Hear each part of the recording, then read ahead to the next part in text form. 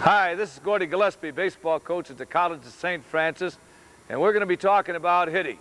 Tony Delgado, my associate baseball coach. Come on out here, Tony. Les Norman, my right fielder, is going to be a demonstrator with that War Club, and Nick Weiss, our second baseman. They're going to be working with me today as we try to present the hitting concepts as we see them at the College of St. Francis. Okay, guys, let the old man go to work in here. Now, the last time anybody hit 400 was 49 years ago. 49 years ago, Ted Williams hit 406. And to me, that's too long to wait. I don't want to wait another 49 years for a guy to hit 400. At the College of St. Francis, I want every one of our guys to be a 400 hitter. So we try to teach a concept of hitting. The first concept that we do is to use the whole field. And I think kids don't hit well today because nobody can hit well the opposite way. Everybody pulls the ball or may use about 3/5 of the diamond, but nobody uses the whole diamond to hit it. To use the whole diamond, you've got to be able to hit the ball the other way and hit it well. Another concept that we try to teach, concept number 2, is to keep the flanks up. I want our guys to be able to drag the ball, drag it successfully for base hits, and I want them to drag on the chalk. All right, if they bunt foul, okay, they bunt again. All right, but the idea of drag bunting and being a threat with the drag is to keep the flanks up, and then we can drive the ball right by them all the time. So once we can get those flankmen to walk in towards us, we've increased our hitting opportunity another 50%. Another concept that we believe in is hitting out of the bunting stance. Being a great sacrifice bunter, okay? We got to be able to bunt the men over. We even take it so far when we talk about the bunting game, we really dramatize it and say, God, I'm giving myself up for the team. We give high fives for the successful bunter that bunts the men over to scoring position, whether it be at second or first and second. So we really dramatize the bunt on our team. You know, we want to get it out there, just like Minnesota Fats playing pool. We do a lot of things, a lot of illustrations to become proficient bunters, all right? So we want to be able to bunt in sacrifice situations, but we want to be able to hit out of a sacrifice situation. Don't forget the third baseman in. The first baseman's charging. We only got one guy out in the diamond. Maybe the second baseman's walked over towards first, and we want to slash that ball through the infield. Then being able to hit behind the runner. That's a very, very important thing. All right, you got that guy breaking, got the hit and run in order, and we get on top of that ball and hit it the other way. So the 4 concepts that we're trying to always hit home to our people: use the whole diamond, keep the flanks up, be a great bunter, bunt for base hits. You don't have to be fast to bunt for a base hit. The placement of the bunt is the most important thing. Get it on the chalk. The sacrifice bunt, being a great bunter. All right, so that you can sacrifice yourself so that your team wins games. You move runners up, get them in the scoring position. And then to be in that sacrifice position and to be able to slash and hit out of that. A very, very important concept as far as hitting into with only 1 or 2 defensive men out there. And the last concept is learning to handle your bat, to be able to hit and run. Why? What happens on the hit and run? We got a half a diamond to hit in because the second baseman's gone to the bag or the shortstop's gone over, and we hit the ball through the open side. That takes skill. All right, but we're trying to promote skill. We're trying to promote this through good teaching. All right, let's go through the mechanics of hitting, starting with the hands.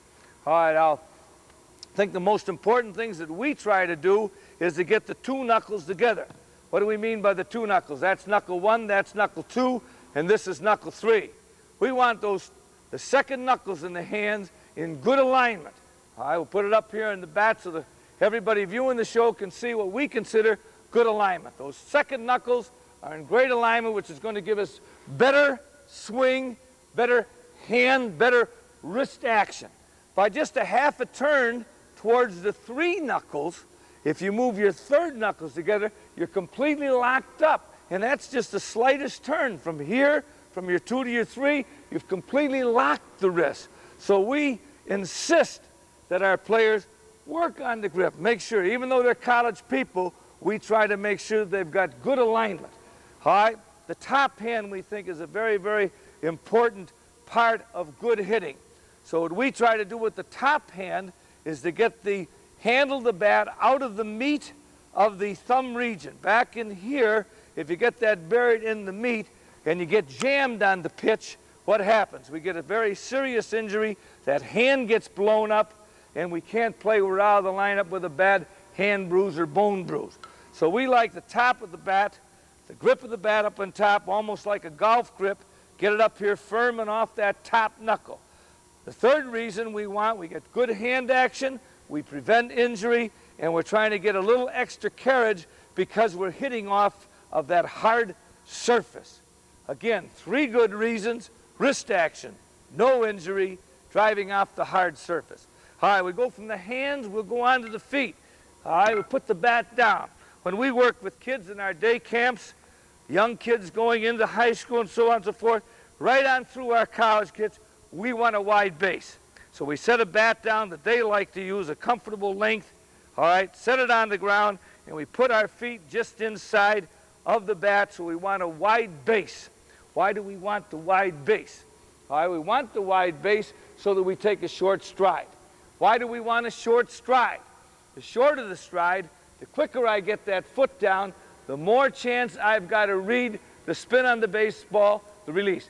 Nothing's going to happen with my swing until I get that foot, the lead foot, on the ground. So we don't want to have a long stride because it's going to take me a long time to get that foot on the ground. The longer it takes, the less chance I have of reading the pitch. Short stride, get it on the ground, longer time to read. All right, back foot. Why do we want the back foot slightly turned in? All right, we turn the back foot slightly towards the pitcher to give us a better hip action. All right, if we Donald Duck it here, stand like this, we aren't going to be able to get our hips to where we want it. We're working against ourselves. So we toe in slightly towards the pitcher. The front side, again, is closed. We don't want to open that toe and hit from an open stance. The problem in hitting from an open stance is we get too much belly button and we're pulling everything foul. So we want to get that back foot slightly toed in, a good wide base, and we're going to hit over a closed, what we call a closed front side. What about the knees? All right, everybody knows in sport an athletic position. An athletic position is a center fielder, a shortstop, a linebacker in football. Anybody that plays sport, basketball, defense, they flex the knees. So that's the first thing that we want to do. As far as the knees are concerned, we're going to flex the knees and be comfortable. Wide base, toe in, knees flex, and then we'll bend slightly from the waist. All right, now it's just like playing defense. Now we had a club head, had the bat to us, and we're ready to hit out of there. We're in a very comfortable position. A lot of people like to rock, move the fanny around a little bit, because that adds a comfort zone to you. From that wide base, we want to be able to wiggle a little bit, relax, feel comfortable at the plate. It's very, very important that we do feel comfortable. Going back to the stride again. If we're long striders, one of the problems we have is with the head. We don't want the head, if we long stride, the head's going to be at this plane. Now we take a long stride and the head drops a couple inches and we're looking at the baseball from a different perspective. We want to stay here, wide base, short stride, head stays level.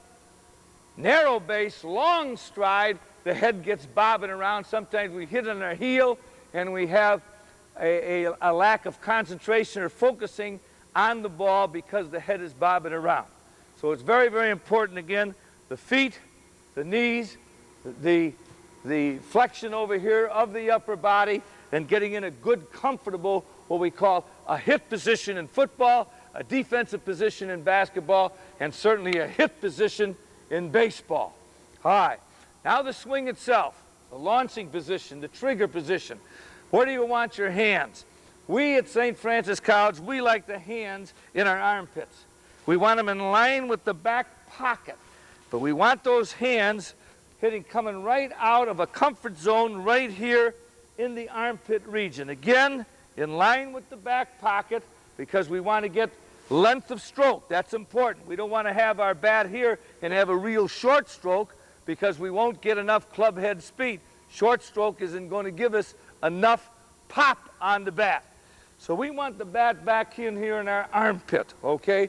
And now we're ready to launch, all right. Now in getting ready to launch, we would like to think of a good hand karate chop kind of effect coming from the up position to the down. All right. To liken it to a tennis stroke, we want to bring the bat away, a C action. We call this a C, to come up.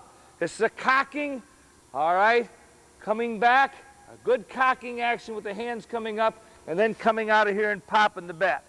Now, it's imperative, whatever you do when you're teaching hitting, the lead arm must be buried. All right, now we have a hitting device, the Gillespie Power Hitting Vest that we use, that we strap on all of our players, and we strap them on a lot of high school kids and college kids throughout the United States, and they've shown a great improvement hitting. If you can't use the Gillespie Power Hitting Vest, then tie a guy down. Put the guy in some kind of rope, put something in here that's going to bury that lead arm, because you must lead with the hands. You must lead with the hands. You must think you're going to hit the ball with the knob of the bat. Now remember that your swing is not going to change. If the ball's inside, you're going to get your barrel head out there. If it's right down the middle, you're going to get your barrel head right there. If it's out there, you're going to meet the ball out here. But the swing itself, the swing that you develop, is the same swing all the time. You're just raising or lowering your swing, all right, at various pitches, all right? But the essence to being a good hitter is to have a closed front side, all right? Keep that elbow in and lead with the hands. Think you're hitting the ball with the knob of the bat, and now, boom, popping the bat right out of here. I like to liken this to a carpenter, all right, a guy that's got that hammer out in here, and he's just popping it. That's all it is. Think of the carpenter's wrist and the explosion right here. That's hammer speed. This is club head speed. Power comes from speed that is generated by the head of this club. And we must keep the hands in here and fire the bat right from here to get that club head speed that we need. All right, my partner Tony Delgado is going to come in here. He's going to talk about the hitting vest, which is so important, we think, to gaining this upper body action that's so essential in hitting a baseball. So I'm going to turn it over to Tony now, and he's going to talk about the hitting vest.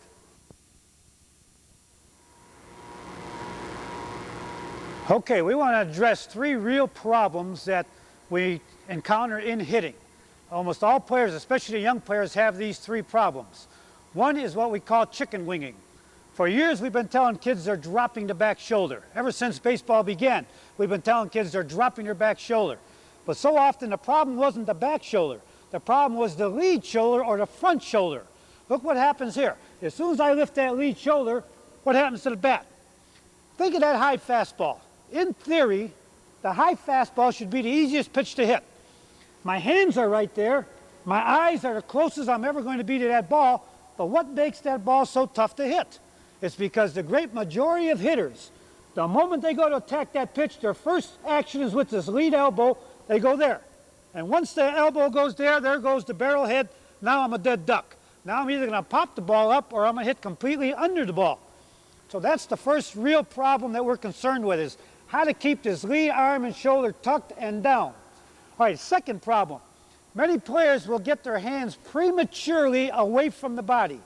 Okay, they what we call a sweeping swing. They go to swing, and here go the hands out there. That creates two real problems. One, on a good inside fastball, I'm going to get sawed off. Think of the loop here. Think of the long sweeping swing. I can't get the barrel head around quick enough to get this good inside fastball. So I'm going to get sawed off. So that's a problem number two that we have to address. How do I get the bat around quick enough on that good inside fastball? Now the other extreme is the outside pitch. If I reach out on the outside pitch, I can hit it like that, but I can't drive it like that. Okay, I don't want to just punch the ball. 80 to 90% of all balls hit to the right side by a right-hander are weak fly balls, weak pop-ups, weak ground balls, because hitters will reach after that ball. Just to reiterate a point that Coach Gillespie made earlier, the great hitters they don't change the relationship of their hands to their body, regardless whether it's an inside pitch, a down the middle pitch, or an outside pitch. It's only the difference is only where they contact the ball. Now those are the three problems that we want to address with the power hitting vest. For years in baseball and even sometimes in softball, coaches have been tying ropes around players, tying belts, putting handkerchiefs, gloves, towels underneath their lead arm and forcing them to swing so they can get the concept of hitting with that lead shoulder down. All we've done now is taken that concept, an old concept, put it into an easy to use package. This takes me a few seconds to put it on. And now I'm ready to hit. Now, what does this Gillespie power hitting vest do for me now? Okay, first thing, I can't lift up. I can't go up, and I won't keep trying to do that. If I kept trying to do that, I'd end up with a sore shoulder. So very soon, I'm going to condition myself to keep this lead arm down, this lead elbow down. Now, once I've done that, let's go back to thinking about that high fastball. Okay, once I've learned to keep that lead arm down, the way I'm going to attack that high fastball now is going to be from up on top. I'm going to be up on top attacking it this way as opposed to attacking it this way. That's uncomfortable now. That's resistance. That's pulling on me. I won't continue to do that. So now that high fastball comes now, I'm attacking it from up on high, as opposed to going here. So that's one real fault in hitting that we've addressed with the power hitting vest. All right, now, remember we talked about the sweeping swing. When I go to get my hands out there, it's hard to see this in the camera, but this is pulling on me again. There's resistance there. I'm not going to keep trying to go where there's resistance. Resistance here, resistance there. I won't keep going there. I will condition myself to bring my hands in here where there's no resistance. Now, once I get my hands in here, now we're in that zone which we call the quick hand zone, the quick bat zone. Okay, a couple of the hitters you're going to see come up here in a couple of minutes. They've got those quick hands and those quick bats because they've conditioned themselves to get their hands in here instead of out there. Think of that inside fastball now. Coach Gillespie talked about hitting the ball with the knob of the bat. Well, once I get my hands in here, now I can attack that inside pitch. I attack it by leading with the knob of the bat, and then I pop the barrel head. I'm going through it in kind of a split action here, but just to show you slow motion. I lead with the hands here. Now I've got a chance to pop that barrel to get that inside pitch. So that good inside pitch, I developed that quick hand action because my hands are in here. They're not out there. Now we go to the other extreme, the outside pitch. Again, the great majority of hitters want to reach, change that relationship of the hands to the body. I can't drive it. I've got to keep these hands in here, close to my body. Once I keep my hands in here, the difference is now when I attack this ball, here's going to be the difference. Attack it now. What have I brought with it? I brought the hip action. There's the critical factor. Now when my hands are in here, attacking that outside pitch, I'm attacking it with hip action because the hands and hips will always work together as long as my hands are in here. It's only when my hands get away from my body that the hips don't come into play. But once my hands are in here, the more explosive my hands, the more explosive my hands, the more explosive the hips, the hands, the hips, the hands, they work together. Now I've got power. I've got power to drive that ball somewhere to that opposite field. So what we've developed with the hitting vest, we've attacked the problem of power, not only for the outside pitch, for all pitches. We've attacked the problem of getting the barrel head through by leading with the hands for the good inside fastball there, and we've attacked the problem of the high fastball where I must, if I'm going to hit it good, if I'm going to drive it, I must stay on top of it to attack it. Okay, those are the problems we've addressed with the power hitting vest. What I'm going to do now is bring out Les and Nick to take some swings with the vest on to show you the power hitting vest in action. Come on out, Nick, Les. Hey, let's say we're going to work out here. Good hitting out here. Nick, here we go, man. Rip at that ball, Nick. Okay, first we have Nick Weiss here. outstanding second baseman on the College of St. Francis Club. That's the way to drive it. Drive that ball. That's it. Line drives. Line drives. That's the way to drive it.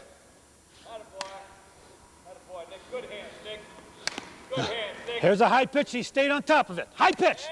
See where that pitch was at? That pitch was up even above the letters. But because he's got the lead elbow down, he's kept the bat up in the back, the hands up in the back. He was still able to get on top of that ball. Let's look at that one again. A high one. There you go. One more, Nick, then we'll get a lesson there. Drive that ball now. There you go. Okay. All right, Les, come on in here. Hey, Lester, get down that one now. Hey, Les, get in that batting stance in there. You got that wide base, hands in tight. Grip. Had a baby, Les. Way to get out. That's the way to drive it. Way to get out and get it. That's it. Staying on top. That's it. Drive that ball. Drive that ball. You get it. That's it. There you go. There you go. That's the way. Stay on top. Stay on top. That's it. Top of that high pitch. That's the way to drive it. That's the way to drive it. He's going to the opposite way on these here. He's going to the opposite field because he's keeping those hands in. He's driving it to the opposite way with power. That's it. Driving it the opposite way with power. That's it. Couple more here, Les.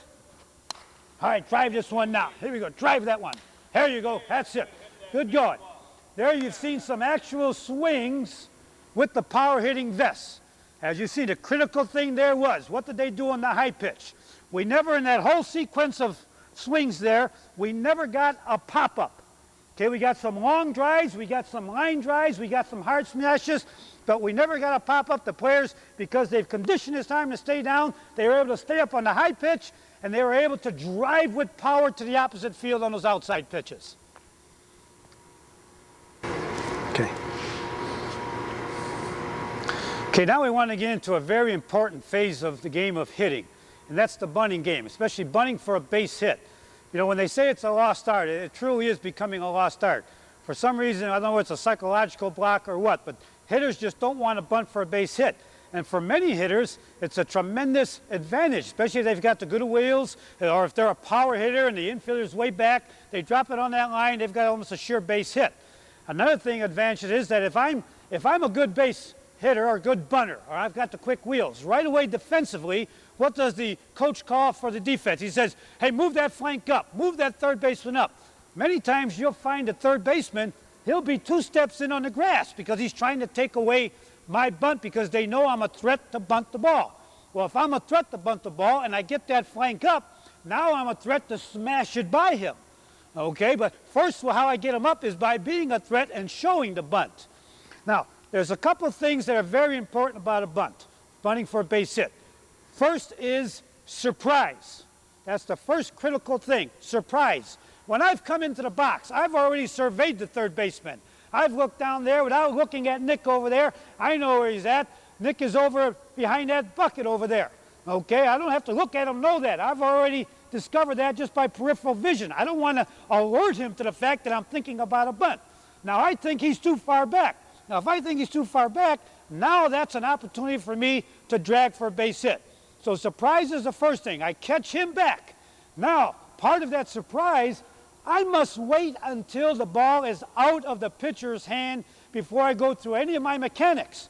Because if I show too early, what happens is that too often hitters will show early. Well, what happened? The third baseman was too far back, but because I show early, now he makes up that ground. Right away, he's like a cat moving in those 2 or 3 steps. Now I've lost that advantage of surprise. So I must catch him back, and I must wait until the ball is out of the pitcher's hand. Now, the next most important thing, factor number 2, is location. Location, location, location. Now, what am I trying to do when I'm dragging for a base hit? Our philosophy is this. Aim for the chalk. In this case, the chalk is the red line. Aim for the chalk. If I get it just a little bit to this side of the chalk, there's a good chance I've got a base hit. If I get it to the left of the chalk, no problem. No one in the history of baseball has ever been thrown out on a foul ground ball. But I want to aim for the chalk. The reason I aim for the chalk is I don't want to be thrown out by the pitcher. If I aim this way, too often I get it too close to the pitcher. All right, so those are the two things, surprise and location. Now the mechanics. The mechanics are very simple. Okay, I'm a right-handed batter. Okay, I've got my stance.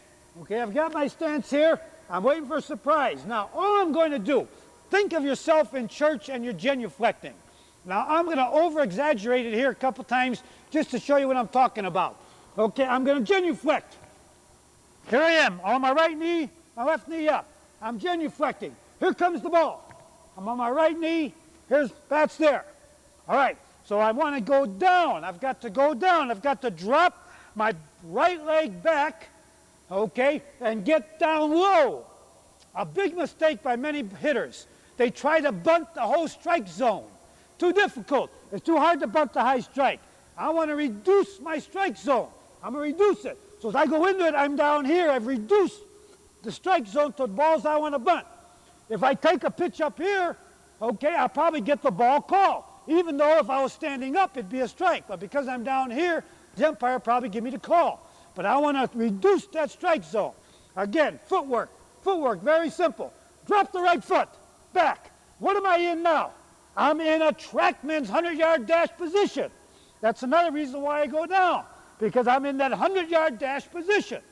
Okay, second critical thing, part of bunting for a base hit for a right-hander, is the path of the bat to the ball. The biggest mistake by most bunters is that they take the bat. Now I'm going to take a slow motion. They go to bunt, and this is the path of their bat. They swing it around here, and they never get it far enough out front. So the ball is there. Now if the ball hits that bat, it's going to go straight there. Or if I don't get it quite far enough, which a lot of hitters do, it's going to be fouled off. So it's critical, the path of the bat to the ball. Now we like to make it simple. We tell our hitters, okay, when you know you're going to go for that ball, take the bat right past your ear, right past my ear. Now what have I got here? I've created an angle whereby now if the ball hits the bat, with the bat at that angle, I know the ball's going to go in this direction. I don't have to think if it's going to go there. I know it's going to go in that direction because I've already created the angle, the proper angle for getting the ball there. So that's the next critical thing, creating the angle to get the bat there. Okay, what's my position of my hands? We don't advocate, okay? We don't advocate the two-handed dropping like this and holding the bat like that. For this reason, most hitters that we've encountered that try and bunt like that, they squeeze the bat too tight with the two hands. And when they squeeze the bat that tight, the ball's going to come off here too hard. We don't want it to come off that hard. We want soft hands. So what we do, we advocate letting the bat slide through, keep the hand split. Now all I've got is my thumb and forefinger on the right hand. I've got a very loose grip on the left hand because we want the ball to make the bat give. And we want the bat to vibrate, to deaden the ball as it comes off. So that's the next thing, the hands, the soft hands. Okay, let's just quickly review those three things, then we'll take some bunts here. I'll demonstrate some bunts trying to get them on the chalk. Okay, genuflecting, that's one. Two, the path of the bat, create the angle right now. And three, the soft hands with the bat. Okay, I'm going to have Coach pitch me some here, and I'm going to drag for a base hit. There it is. See my angle of the bat. See my angle of the bat already. My angle of the bat. I got to get it on that chalk. Get it on that chalk. I don't care if it goes foul. I just don't want to get it to the pitcher. I don't want to get it to the pitcher. Now I got to get out of that box. The next thing now in practicing this, I've got to get out of the box. I got to get out of the box. Okay, I'm not going to watch the ball. Now I'm that track man. I'm that 100-yard dash. Here we go. I've got to get it out of the box. Get it out of the box. One more, Coach, one more. Okay, here it is. I'm out of the box. Okay, that's the right-hander dragging on the line for a base hit.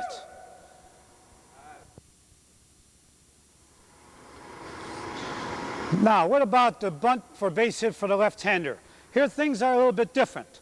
Okay, there's two things that don't change though. It's still surprise and location. The thing that changes is the footwork. Okay, surprise and location. Now how does the footwork change? There's two ways of attacking this. Now the great majority of the time, the left-hander still wants to bunt it down the third base line. That's still the place to go. Okay, we'll talk about pulling it towards the right side here in a moment. But for right now, we want to concentrate on trying to get it down that third base line, trying to get it on that chalk, just like a right-hander. All right, the critical part is the footwork. Okay, now here's where it takes a little bit of guts on my part if I'm going to be a good left-handed batter. Okay, but even more so than a right-handed batter, a left-handed batter doesn't have to have a lot of speed. He gets that extra jump out of the box. So it's critical for left-handers to be good bunters.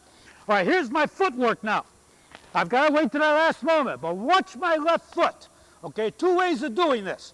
One, to ensure proper mechanics.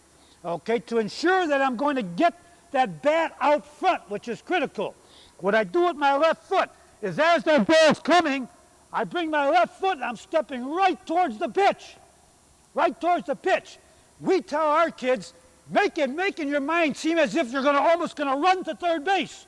Make like you're going to run to third base. Because if I get in my mind and get my footwork as if I'm going to run to third base, look at where my bat is at. There's the angle I've got to have. Once again, the bat angle, which assures that the ball is going to go in that direction. If I drag the bat here, okay, it's going to be a foul ball. Okay, that's the first thing. Now, the biggest mistake by bunters, left-handed bunters, who are trying to bunt it down the third base line, is that, watch my left foot this time, they start to run before they bunt. Look at where I'm at now. I've got to bunt it down that third base line, and I'm already running to first base. I'm running before I bunt. I can't do that. I must bunt and then run. Bunt and then run. That's the biggest mistake made by left-handers. All right, the other thing we can do, some hitters feel uncomfortable trying to step right at that pitcher. Okay? The other thing they can do is just open up a little bit. Open up a little bit. Open up a little bit and extend the hands. It's still, they'll get the bat angle that they've got to have. Some hitters feel better that way, just going there and then taking off for first this way. While other hitters, to ensure the proper mechanics, like to go right at it and get those eyeballs right on that barrel head. Okay, that's the left-hander. I'm going to try and get some down this chalk now and show the mechanics for the bunt going down the third base line. Then we'll come back with the drag going to the right side. Okay. Hey, right there. Right there. Right there. Right on that chalk. Right on that chalk.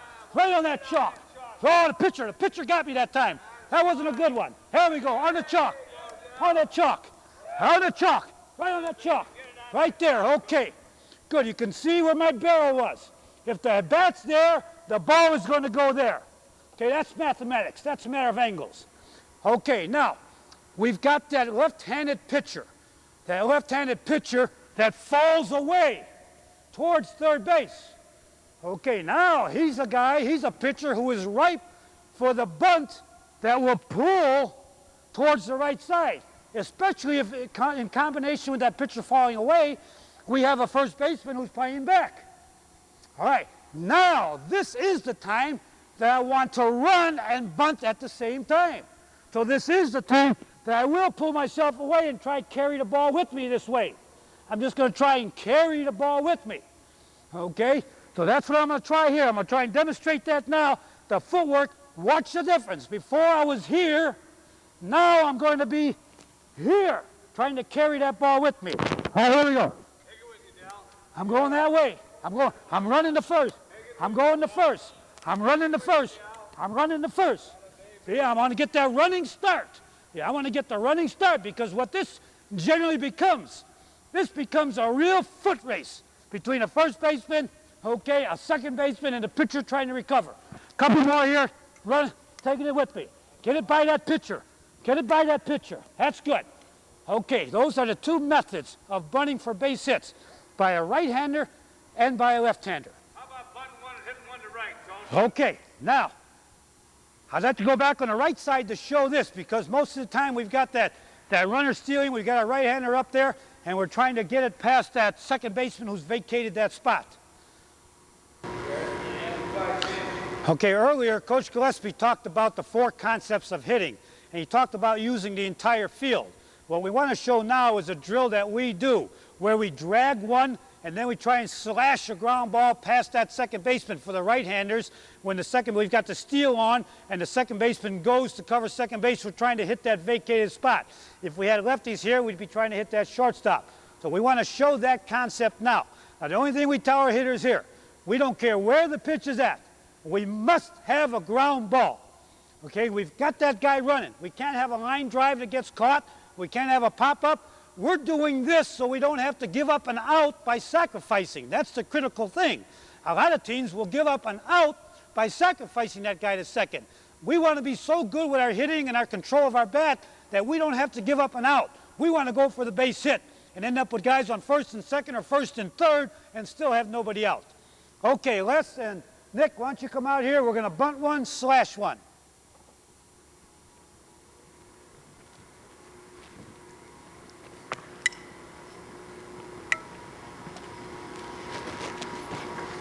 Hey, Les, good work, Nick. There's not that clock down over there. Ready, atta boy. Atta baby. Hey. That's it. Now slash one. Get over there. All right, guy, get on top of that ball now. Here, get on that chuck. All right, out on the inside. Bunt one, get on the chuck. All right, watch that ball. Now, I got a lot of stuff here. Watch that ball. All right, get it on that chuck now. Hit that right side. Hit that open spot. Get on top. That's it, Nick. That's it. Yeah, that's why you hit that chuck. All right, we got the steal sign on. He's going. He's going. That's it, Nick. That's it. Here we go. That's it on the chuck. All right, he's going. That's it. Get on top. Get on top. Get those hands on top now. Get those hands. Karate chop that ball. That's the one we want right there. That's one. Two more. Bunt. That's it. Here you go. Get on top. Karate chop that ball. That's it. All right, here you go, Les.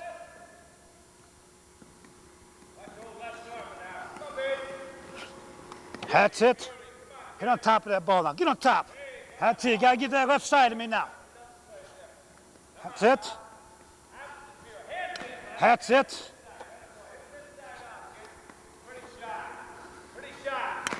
That's the one we want. All right, that's the one we want. That hard smash. That hard smash. That's what we want. That's it. Good. Good. Good. That's it. Two more. Two more. Get on that chuck. That's it. Here you go. Hit behind that runner now. We got to get that guy to third base. That's the winning run. We got to get him to third base with nobody out. He scores 90% of the time. Let's get him to third base, Les. That's it. Great. He's on third base. Okay. All right. That's what we're trying to accomplish right there. That was the critical run right there.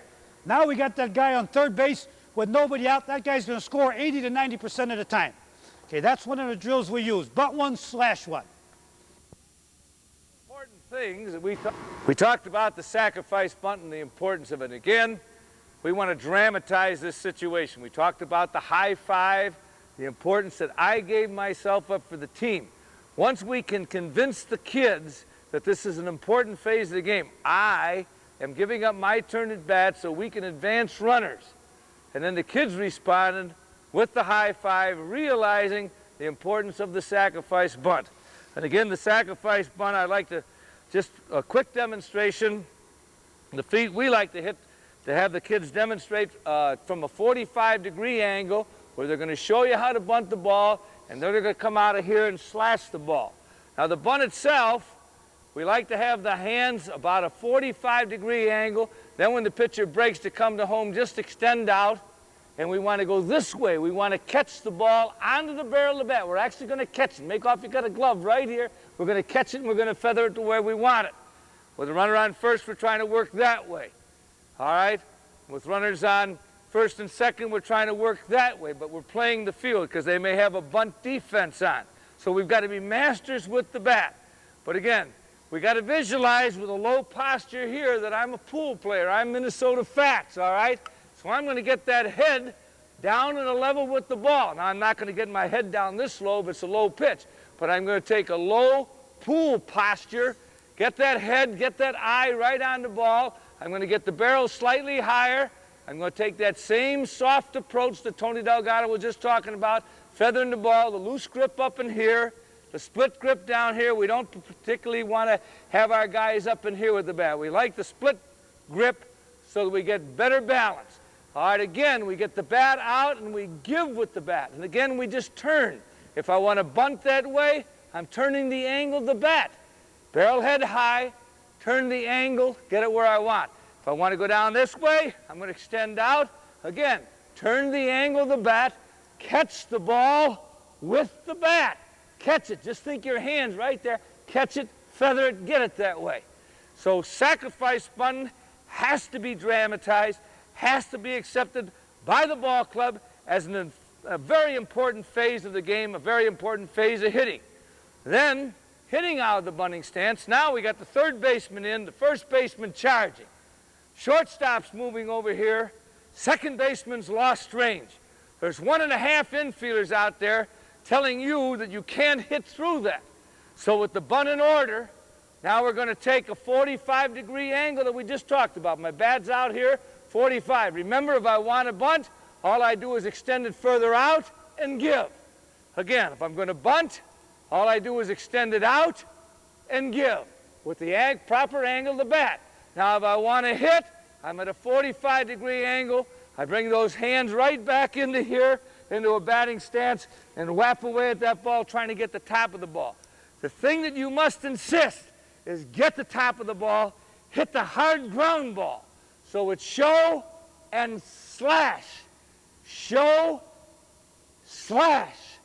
Show, slash. I don't think it's so important, the actual placing of the ball, as hitting it hard. Yes, if you can take it to right field, that's swell. Yes, if you can spank it by the third baseman, it's fine. The big thing is hitting the ball hard through the infield. And I think with a lot of practice, kids can really become proficient, and especially in a high school situation, all right, where they make people handle the ball, bring them up, hit it through. But even in a college situation, even the pros, it's very, very important to have this as part of your hitting concept. We at St. Francis, again, we really think it's important, and that's why we offer that high five every time a guy bunts successfully or hits out of the bunting stance for the base hit. I'm going to have Nick and Lester come right out here. They're going to jump in here, and Tony Dell is going to get out here, and he's going to work with those guys, and we're going to bunt one, hit one now. Let's do a job in here now. Nick's going to demonstrate. Now he's in the bunting stand. He got a bunt down. Now he's going to hit. All right, good. Let's get on top, hit it hard. He bunts one. All right, bang, base hit. Had a baby. Drag. All right, slash away. Good job, Nick. Hit a couple more here. Bunt one. Got it on the chalk. Third baseman's up tight. Hit it by him, Nick. Bang. All right, Nick trying to spank him by him. Third baseman's up tight. He goes down first. Now he hits it right by.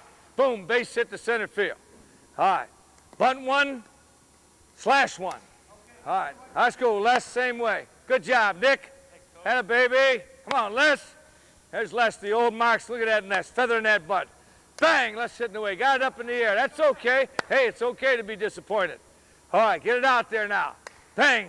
Get it on the ground now if you can, Les. Had a baby. Good job. Get it on that chalk. Whip. Oh, you got it up in the air again. It's okay. Get the top of that ball, Les. Hey, that's good.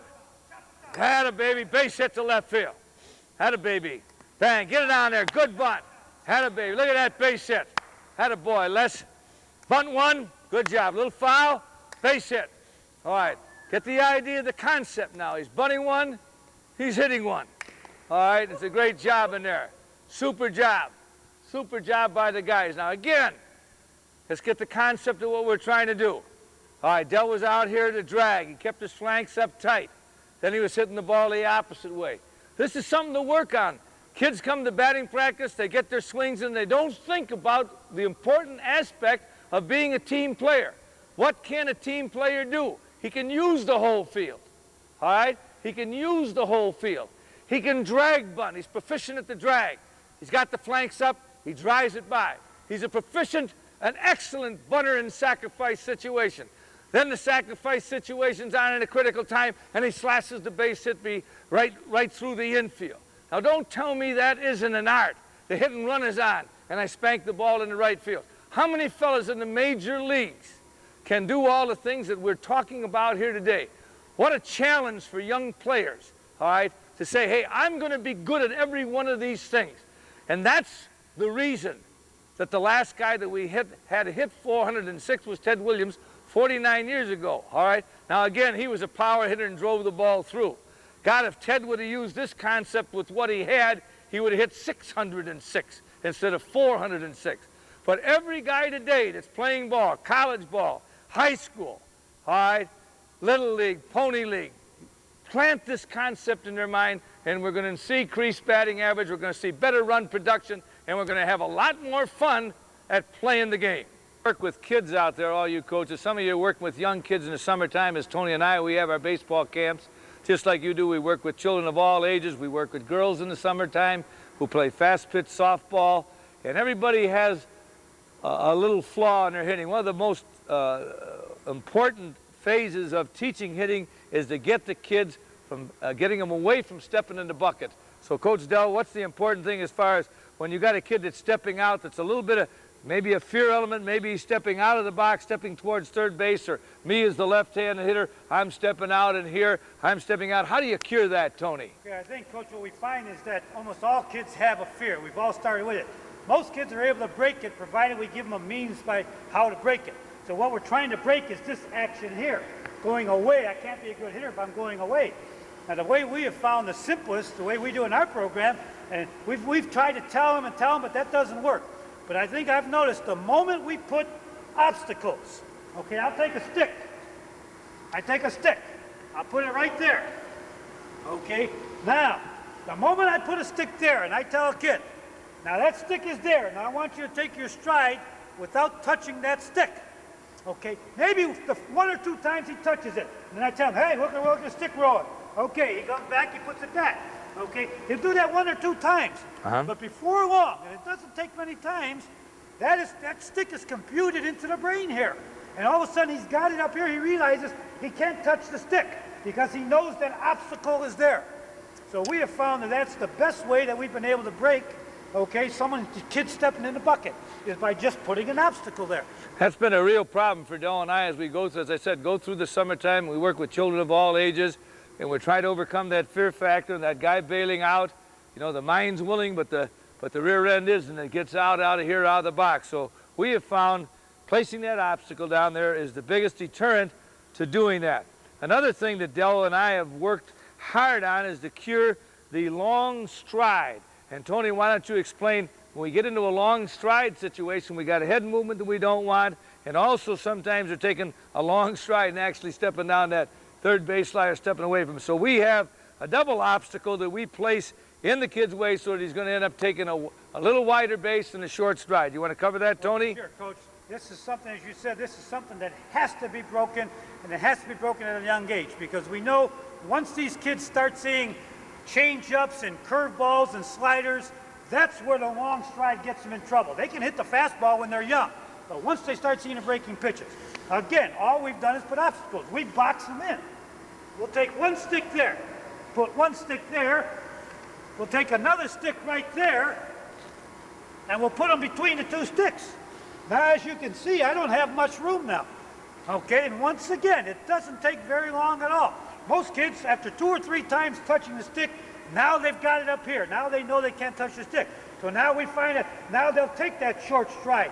They'll take that short stride, which keeps them back here and makes them just a much better hitter almost immediately because they're taking that short step. But again, the key is if they have obstacles, they're able to get it up in this brain much quicker than if you just try and tell them, or if you scratch a line in the dirt that isn't there. But if they know they may trip on that stick or roll on that stick, they get it up here in a hurry, and they're very successful at breaking that long stride. Well, that's something that we've worked hard on in the summertime again, and all of you fellas are out there, not just only working with your high school kids, your college kids, but then you step down in that age group, and those are common problems. Another thing that we run into, Tony and I, as far as the hitch is concerned, we run a lot of guys that play a lot of slow pitch softball and may pick up a bad habit of dropping down, as you think that we talked about, the chicken wing and dropping the back shoulder. But a lot of guys will get a bad hitch in their swing. And the way that we cure the hitch, or try to cure the hitch, is suggest that they hit right from their shoulders. Del, maybe you can give them a demonstration of the hitch and then how we try to hit right from the shoulder. Okay, we're talking about kids that drop the hands. Okay, now we know there are some professional players. We know Harold Baines Harold Baines does this. But he's worked on it so much, he's got the timing that he's always back up here when he hits. But most kids, when they go to a hitch, they drop the hands here and they never get back up. Now any pitch up here, they're dead. Boom, strike so three. We've got to somehow break the hands. We talked about that C action earlier. So we found that when kids really have trouble breaking a hitch, they just can't get the idea to C action. The simplest thing is to go put the bat right on the shoulder. And amazingly, as you'll see Les and Nick here in a moment, you can hit right off the shoulder. Okay, so that's one of the ways we tell them, watch out, I'm going to swing right from the shoulder. We say, okay, just swing right from the shoulder. We'll break the hitch because as you notice now, my hands won't go down because I'm laying the bat here. The hands are less apt to go down. Absolutely. I've got the batter, so I'll bat right from the shoulder. Okay, okay, why don't we get the two guys in? Les, you and Nick managed to jump in there. And now that we've demonstrated the hitch, Tony will go out and throw some. You guys get a couple of swings in right there from the top position, all right? Okay, right from the shoulder. These guys have got a bad fault stepping in the bucket, long strides. We got to break them right now. Oh, okay, get after them. Right we're cleaning you right up. Oh, we got everything in here. We got to break them right You got to get your foot right in there. Look at that. Les, you'll never do anything wrong. Now he's got a hitch on top of it.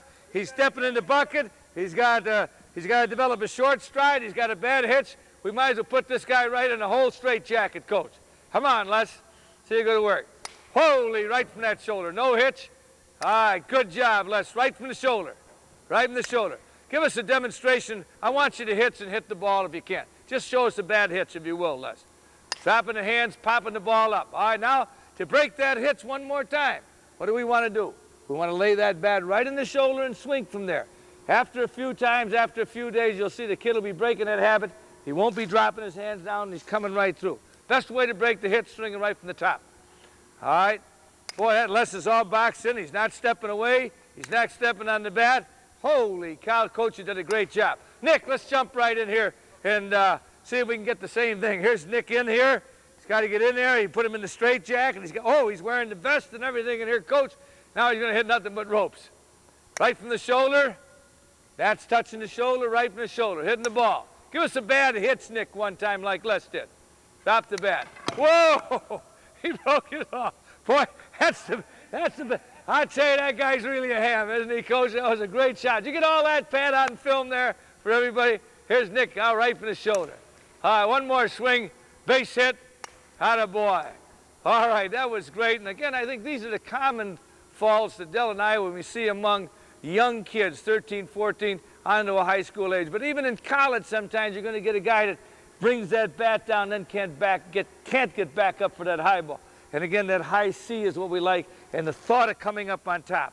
And again, the idea of the batting vest, but that shoulder down and the head down and the quick bat in here, that's so important if you're going to try to break any of that hitching in there. Okay, Del and I, we're going to finish up with some drills in here that we like to use with the kids.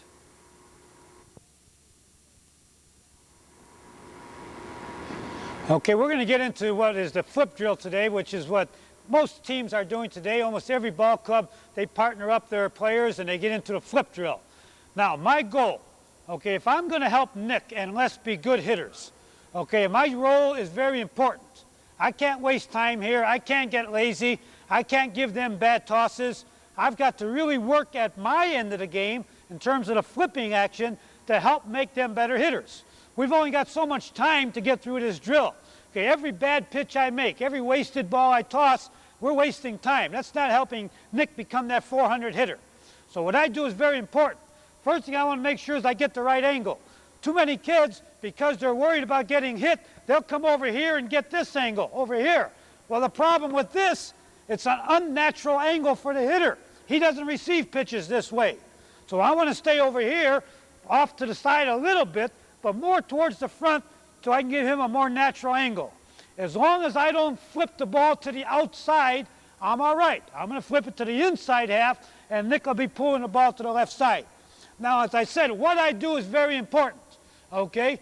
We don't want this type of flipping action. Watch the ball here. We don't want this type of flipping action, okay? Balls don't come in like that, okay? Balls don't come in like that. And yet that's what you see happening an awful lot. All right, Nick, here we go. Here's the type of flipping action we want. Okay, I'm going to bring that ball in pretty good on him. I'm going to bring it in pretty good. I'm throwing that fastball. Okay, I'm throwing the fastball on him. All right, now I'm throwing a fastball, but if I want to throw a changeup, all I do is slow the ball up. I use the same arm motion, but I just slow the ball up. And he's got to keep those hands back. Same arm action, slow the ball up. Good action there. He kept those hands back. Now, if I want to simulate a curveball, I'll just bring it from up on top. I bring it up on top and spin him going down. Spin him going down. So now he's seeing fastball, fastball. Now he's seeing changeup, changeup, and now he's seeing curveball. Now, all right, well, unless you come in there and do the same thing.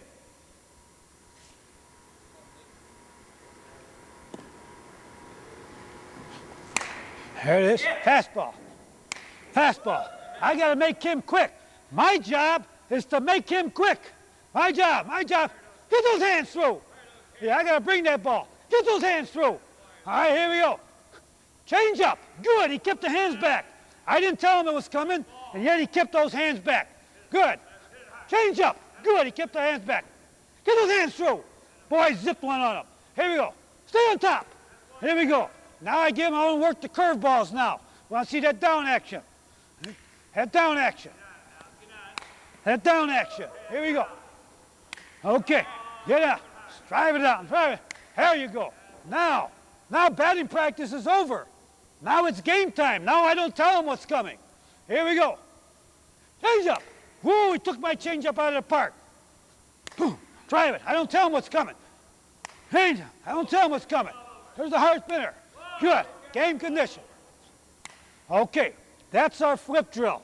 Now, if you do that for 10 minutes, we counted it one time, and I think our hitters get something like 150 swings or so in 10 minutes. That's 10 minutes of 150 swings. You hit for a half hour, you got 450 swings. You're going to become a good hitter, provided this guy here is doing his job to help make that guy a better hitter. All right. We're going to go into soft toss now.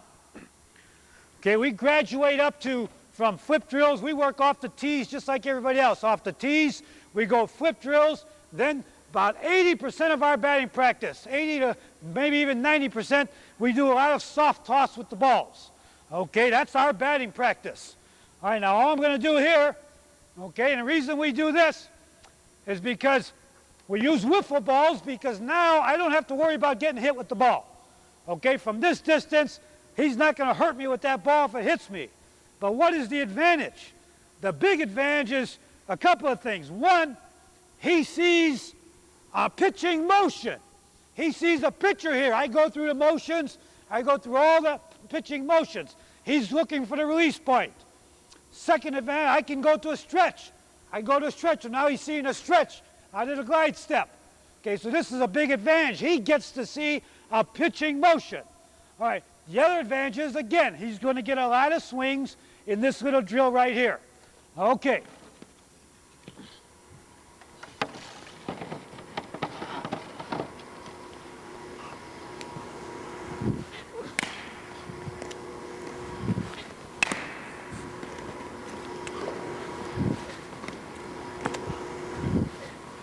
That's it, Nick. That's the way to drive that ball.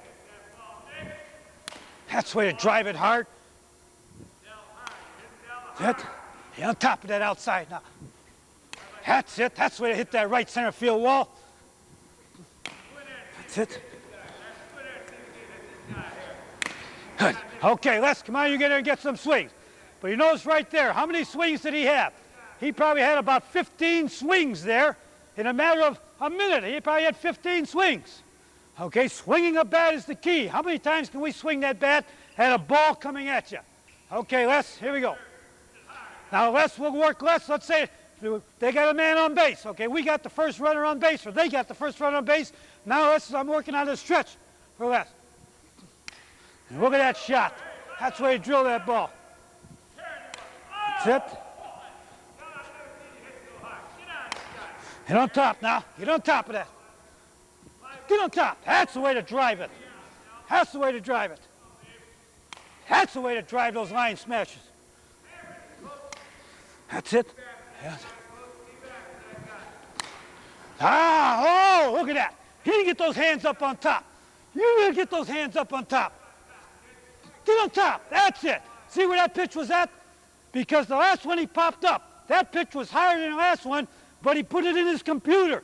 I got to get those hands up on top. All right, now, we've had batting practice. Now it's game time. Okay, first inning, Norman versus Weiss. First inning. All right, Norman's up. Game condition, first inning. Here we go. Here we go. Game condition. Whoa, runner on first base. Runner on first base. Second baseman threw him out. Runner on second, 1 out. We advanced runner, second base, 1 out. First baseman caught it. Guy dove back to second, 2 outs. I got him out front. I got him on a slow curve out front. Base hit, run scored, 1-0, 2 outs. 1-0, 2 out. Outside. Base hit, first and third, 2 outs. Ground ball, he's out of there, 3 outs, 1-0, Norman.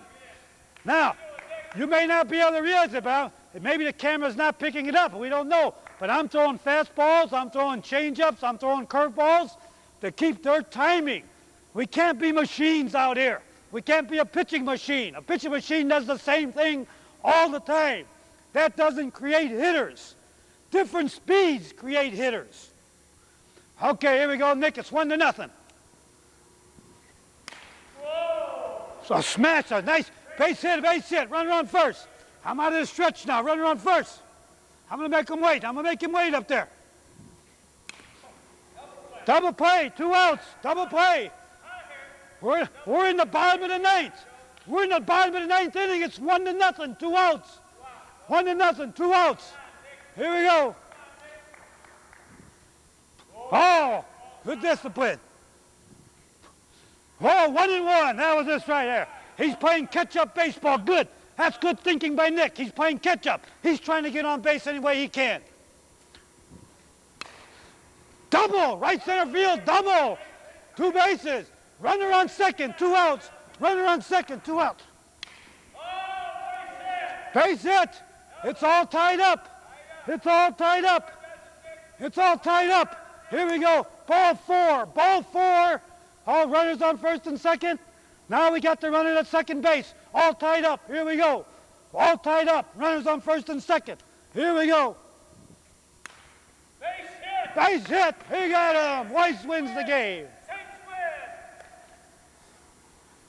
Okay, great job, Tone.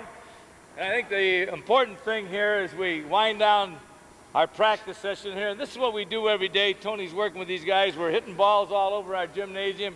If you can envision 4 corners of baseball hitting going on at the same time, game situation, bunting, hitting out of the bunting stance, dragging one, hitting one, soft toss, flip drill, game condition flips, this is what it's all about.